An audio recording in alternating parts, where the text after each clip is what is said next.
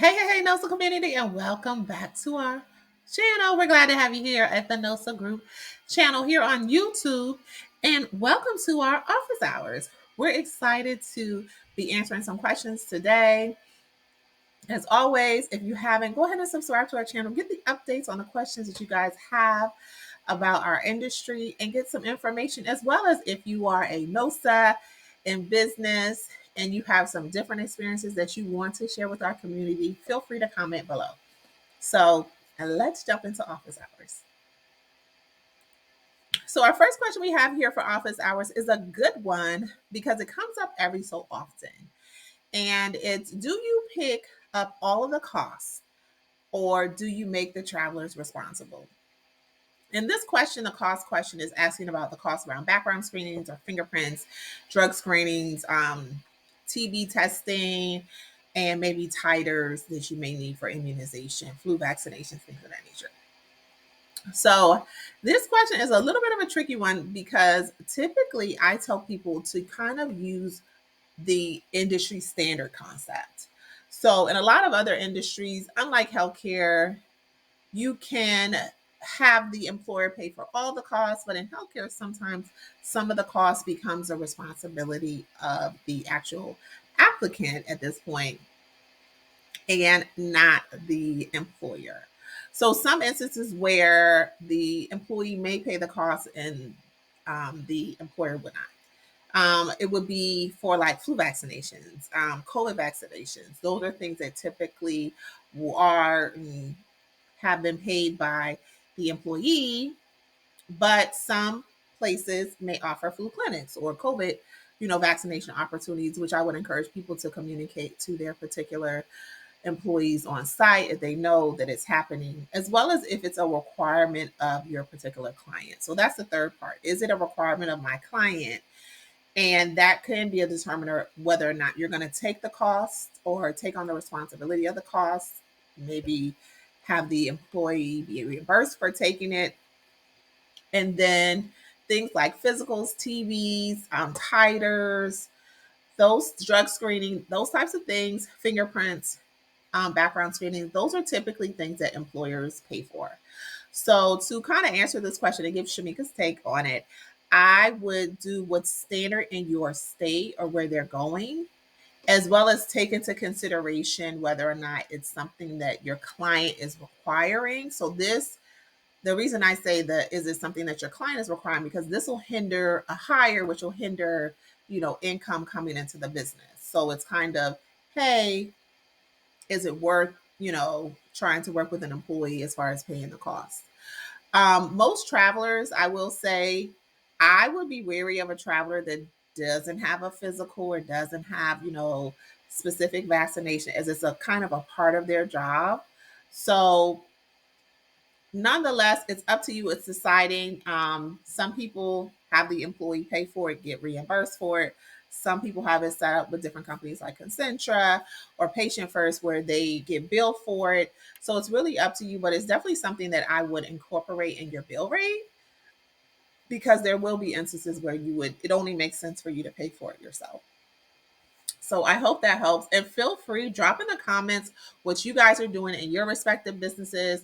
For the most part, we pay for everything.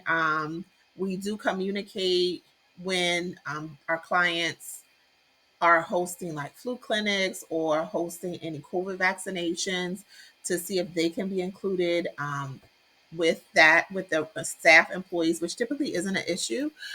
So that kind of clears that. But as far as like TV, physical things like that, your employee or potential employee should have those things already as a part of kind of like having their scrubs as a part of their um, portfolio. So that will be kind of a question mark unless it was someone who exited the industry and is returning.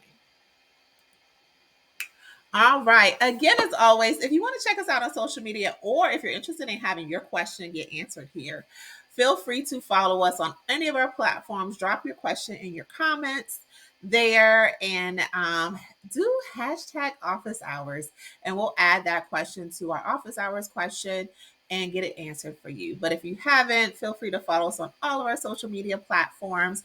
And I think the only one that's missing here is TikTok. So we also are on TikTok at THENOSAGRP. You can check out our website as well, as we have a lot of great articles discussing interesting hot topics like artificial intelligence.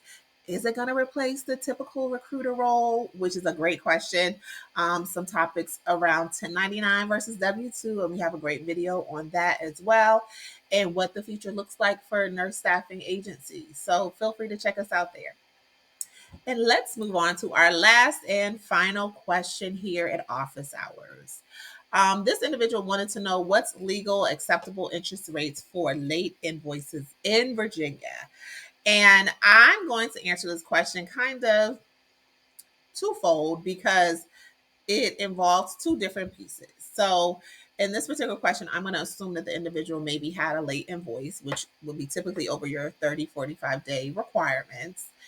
And they want to somehow charge a fee for or interest on the late invoice, which isn't uncommon to do, but this is something that I would circle back a little bit on. So in the question, the person didn't ask um, or didn't mention if they were just asking a question as someone who was creating a contract, or if this actually had happened to that person and they were trying to get that particular invoice paid.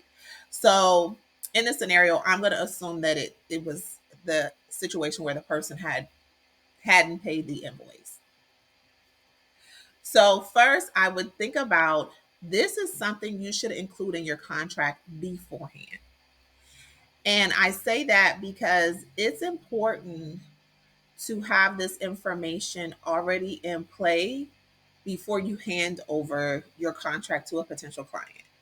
So to have a late fee or interest or fees incorporated later is going to be very challenging. And it's going to be very challenging to have it be enforced, because ideally the person signed whatever contract you provided.